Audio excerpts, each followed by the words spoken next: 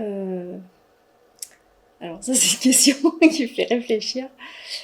Euh, Là, vous me posez un petit peu une colle, là, je suis un peu surpris. Ah ah, voilà une question.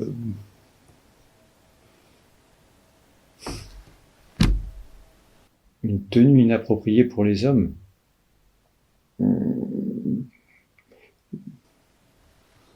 Mais ça m'est difficile de me mettre dans cette situation comme ça. Et justement, dans les domaines scientifiques, bah, voilà, les filles ont déserté ces domaines. Donc après, plus tard, bah, on trouve que des garçons, quoi. Donc c'est pas bon, quoi. Et puis je crois que le monde, il est fait d'un équilibre entre garçons et filles, parce que ça existe, donc je pense qu'ils sont faits pour se compléter, les garçons et les filles. Hein. Très bien qu'on n'ait pas démontré 2 fois plus que nos capacités de travail, mais dans les faits, on s'aperçoit que, bah oui, il faut montrer que, peut-être encore plus que les hommes, qu'on est capable de faire certaines choses, quoi. De prendre des postes à responsabilité, il faut qu'on s'affirme davantage. Effectivement, on doit beaucoup plus faire nos preuves, notamment être beaucoup plus dur dans le raisonnement, montrer qu'on a les capacités, voilà, d'occuper tel ou tel poste, et notamment que ce soit dans la direction ou que ce soit dans les grandes entreprises. Parce qu'elles sont pas forcément acceptées et respectées. Par exemple, sage-femme, c'est essentiellement des femmes. Et quelques hommes commencent à venir, mais ça reste encore pas assez, alors qu'ils sont tout autant compétents. Après, dans tout ce qui est bâtiment, c'est souvent beaucoup plus des hommes. Alors moi j'étais à mon compte, donc électricien. Pas beaucoup de femmes dans ce métier parce que ça faisait partie du bâtiment. Elles ont malheureusement galéré à rentrer dedans, mais elles ont leur place parce qu'elles sont plus soigneuses. Elles forcent un peu moins, mais elles sont plus soigneuses. Et dans des métiers comme en électricité, elles trouvent leur place. C'est encore les clichés, je pense, hein. Même on nous voit, toi, nous, au niveau des conseils de classe, par exemple, voilà, on nous demande de faire attention, par exemple, aux remarques qu'on fait sur le comportement des élèves. Et c'est vrai qu'on a encore des remarques qui sont liées au genre, quoi. Les filles, c'est normal. Les garçons les poussent, hein. Travailler plus. Enfin, on leur donne toujours des caractéristiques valorisantes, alors que les filles, il y a moins d'ambition quand même. On donne moins d'ambition aux filles, quoi. Même, on les encourage un peu moins, peut-être. Mais ça, pareil, je crois que c'est en train d'évoluer. Maintenant, on encourage de plus en plus les filles vers les carrières scientifiques. On les motive, nous, au niveau du lycée. Donc, ouais, ça change aussi. Moi, je pense qu'on est dans une période où ça change. Et je pense que c'est important pour que les uns et les autres apprennent à se connaître, à vivre ensemble et à se respecter aujourd'hui à l'école, mais plus tard dans leur vie d'adulte. Mais elle n'existe pas véritablement, puisqu'effectivement, ce que je disais, c'était que on a des sections professionnelles ou composées quasiment exclusivement de garçons. Et souvent, dans ces formations, si on rencontre peu de filles, ce sont les filles qui ont les meilleurs résultats dans ces formations. Donc il faut se poser la question. On peut prendre l'exemple, nous au lycée, on a une section foot. Certains garçons qui pensent être plus forts que les filles au foot, en fait, quand on met les filles de la section foot contre certains garçons qui se croient plus forts, on se rend compte que les filles sont largement plus forts. Donc ça leur apprend aussi à être un peu plus modestes et à changer leur vision sur les filles et sur la possibilité ou non de pratiquer ensemble. Que les garçons respectent les filles, que les filles respectent les garçons. C'est quelque chose c'est une chose sur laquelle il faut être vraiment vigilant parce que il peut y avoir des fois des comportements qui soient un petit peu déviants ou des remarques qui soient déplacées. Et ça, c'est pas acceptable. Quelle tenue pour les hommes par rapport aux femmes ou par rapport À eux-mêmes. eux-mêmes? Une tenue qui serait pas appropriée pour un homme. C'est ça. Oui. Une tenue Que ne le fait pas sentir en sécurité. pour un homme. Oui. Moi, j'ai l'impression que les hommes, un peu, ils ont le droit de s'habiller un peu comme ils veulent, contrairement aux femmes dans la rue. Je crois que les femmes, elles font attention maintenant à la façon dont elles sont habillées. Hein. Elles se couvrent beaucoup plus qu'à une certaine époque. Mais là, vous me posez la question pour les hommes. Ah ah.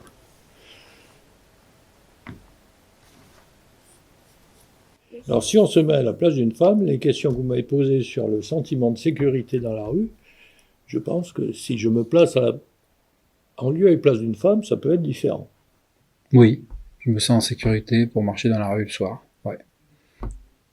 Parce que je suis un homme. Donc je pense qu'elles sont pas toujours en pleine sécurité, contrairement aux hommes qui, je pense, sont beaucoup moins importunés.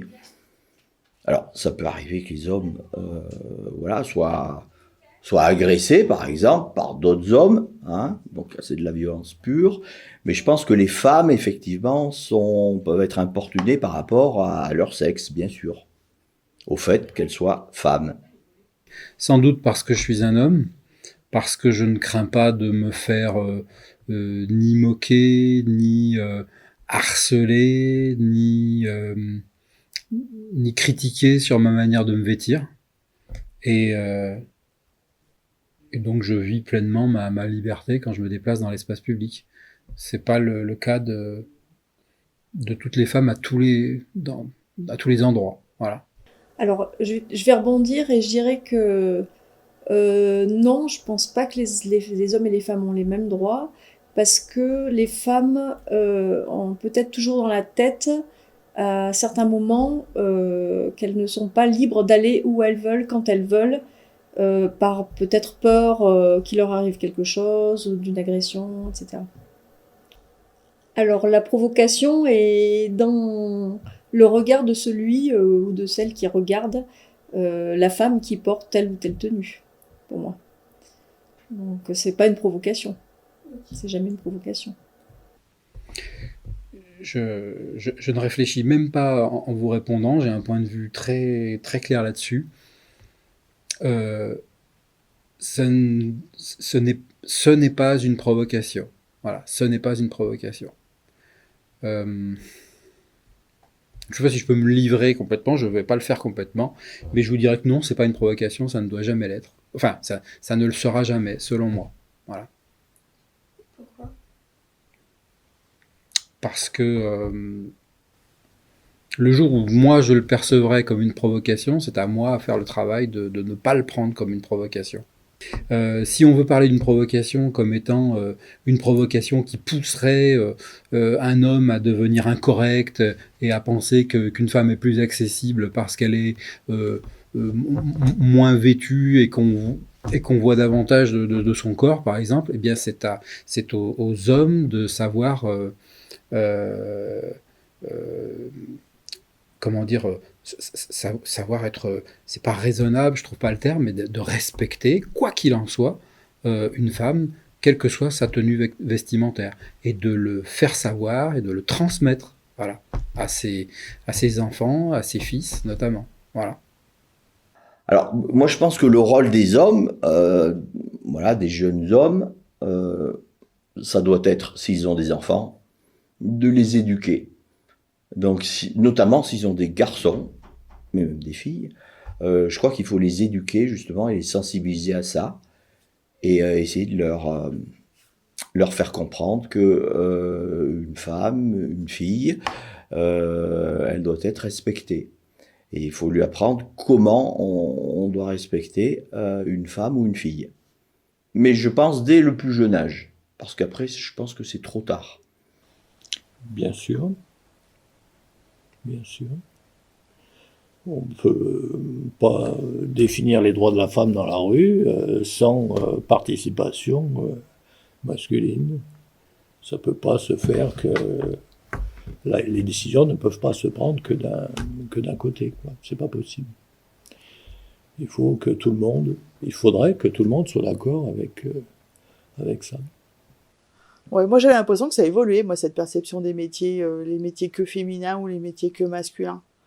Toi, Des exemples. Et tu vois, par exemple, sage-femme, à une époque, c'était un métier qui était exclusivement féminin. Maintenant, on s'aperçoit qu'il y a de plus en plus d'hommes qui font le métier de mailloticien, de sage-femme. Il y a des métiers aussi, toi, même dans les entreprises de nettoyage, on pourrait dire, le nettoyage chez les femmes. Et dans les entreprises de nettoyage, il y a de plus en plus d'hommes. Donc, est-ce que... Bon, il y a encore des métiers qu'on caractérise de féminin et d'autres de masculin, par exemple dans la mécanique.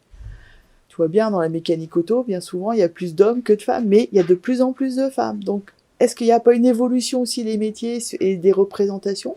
Moi, j'ose espérer que ça évolue. L'éducation, voilà.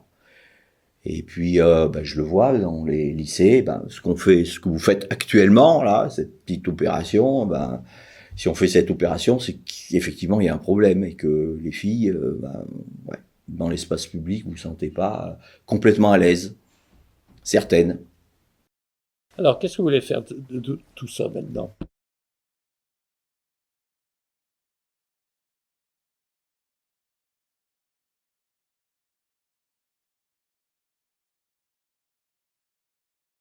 C'est dur, hein. J'ai pas préparé mes réponses, tu vois, je savais pas trop.